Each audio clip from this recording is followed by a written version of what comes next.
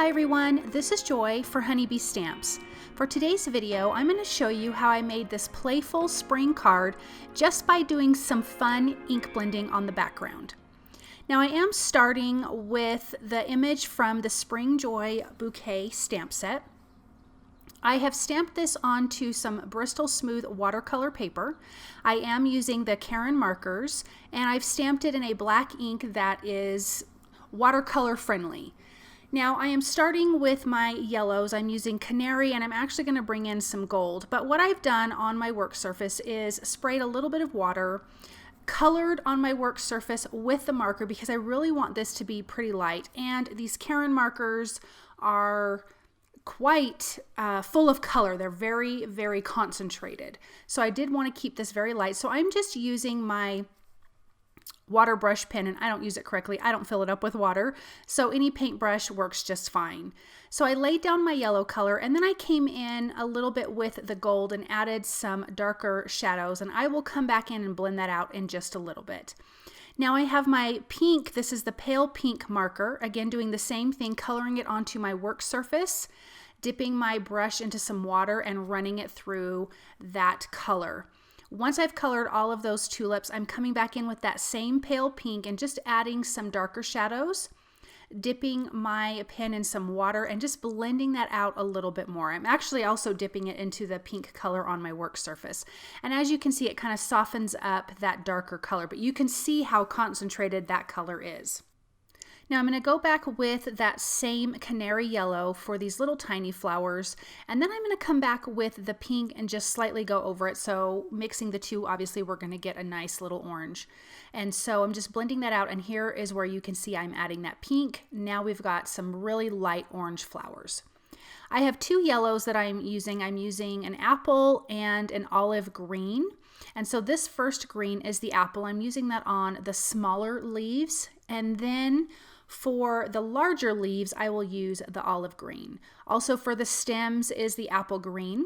And I'm doing the same thing, laying down that light color, coming in with the marker directly to my paper and adding a little bit of darker shadows and then blending that back out again with some more water. Here is the olive green, and you can see how pretty that is. I really didn't want a ton of color on this. I wanted the flowers to feel very soft, but I definitely knew that I needed two colors of green for this background. Otherwise, it wasn't going to look right. So doing the same thing, adding some darker parts to it and blending it out with the water. Once I'm done with this, with the flowers, I'm going to come in and use the Praline for the little rope holding, or the little string tying the flowers together. And I just took that directly to, I didn't worry about blending that out. And I'm going to use the coordinating die to die cut this out. And then we're going to be doing some of the ink blending I talked about at the beginning of the video. And this is what's going to make this card playful, is by the colors that we're using for the background. So here is my piece of paper that I'm using, and this is 3 3/4 by 5 inches. I'm using my flowers as a reference, lining this up on my grid work surface, and I'm going to use some tape. Doesn't matter what kind of tape, low tack tape, but I'm taping off a section that we will be doing some ink blending on. So I just want to make sure I get it nice and straight because I don't need any crooked lines. So I'm lining it up, removing the flowers, and then now I'm going to add my piece of tape at the top. And so in between those pieces is where we're going to ink up. So I am using Distress Oxide ink in the Kitsch Flamingo, Cracked Pistachio, and Squeezed Lemonade. So I've got the pink, the yellow, and then the green towards the end. And I love these colors mixed together. And I think this is what makes this card so light and fun and playful, is just the color choices. Obviously, if you picked different colors, it would give you a different mood for your card, and I just think this is a whole lot of fun. So once I'm done blending those two together, I'm going to remove the tape, and we've got this great taped off line for the front part of our card. Now, I want another piece behind that piece, and I'm going to ink it up exactly the same way. So from the left to the right, doing the pink, the yellow, and then the green. And of course, between the pink and the yellow, you get a little bit of orange. And the pink and the green, you kind of get a yellow green. And so I just like that. And it matches that front panel piece, and so it really kind of pulls the whole card design together. Just using the Honeybee Stamps blender brushes, blending these colors nice and good.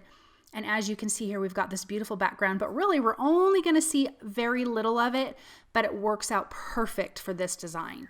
So I'm adhering that piece, and that piece is about 4 by 5 1/4. I have that adhered to a white A2 size card base. I have foam tape behind that top panel for dimension, and now I'm going to stamp the sentiment into my MISTI and do some heat embossing with gold embossing powder.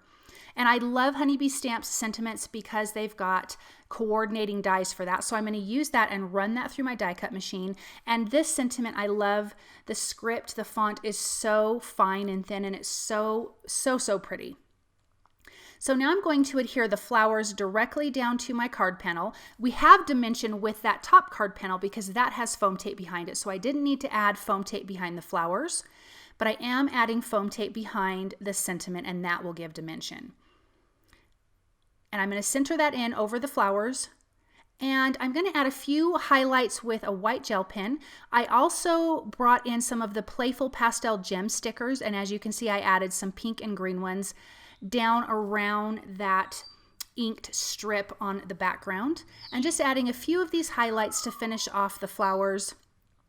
It's not a ton. I wanted to keep it quite simple, but on the pink flowers and on the yellow flowers, I really didn't do anything on the leaves. I wasn't worried about that.